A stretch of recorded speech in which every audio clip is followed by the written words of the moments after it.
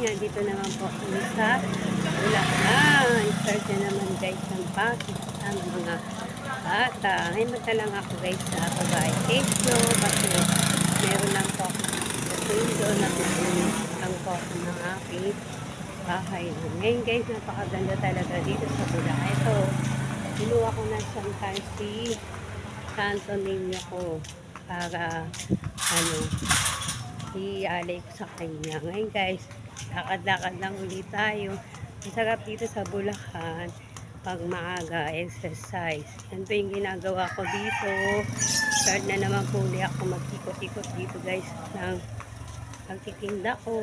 Siyempre, alam nyo naman guys, pag sa Manila, tinda. Pag sa Bulacan, tinda pa rin. Dahil wala pa rin trabaho sa si Nanay Ria. Pero, siyempre, ganun talaga ang nana. Kilala na single mo. Ayan guys,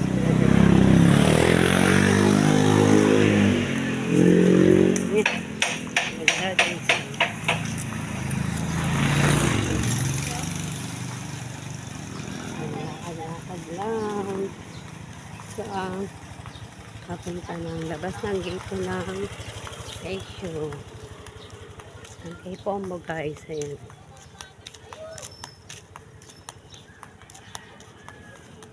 Kaya pa siya.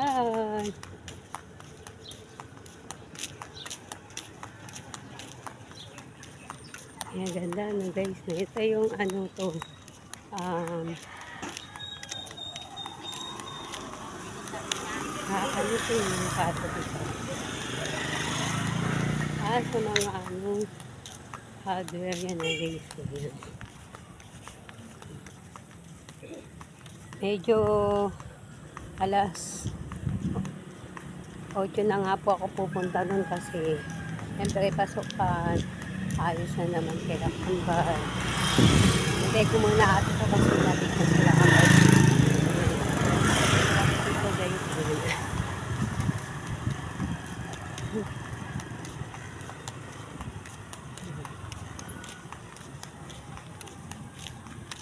So, ang pinakamaganda dito guys, mga tanawin dito. Yan. Ganda, mga kalabaw guys. So, yan ang mga gusto ko dito guys. Para makikita mo yung kanilang mga magagandang tanawin. Ayan. Yan. Ang gaganda ng mga bahay dito sa Kay Pombo guys eh. Kaya ako masaya ako pag nandito ko lang sa Bulacan kasi wala yung problema mo, yung lakad-lakad ka lang para exercise. Yun, diba?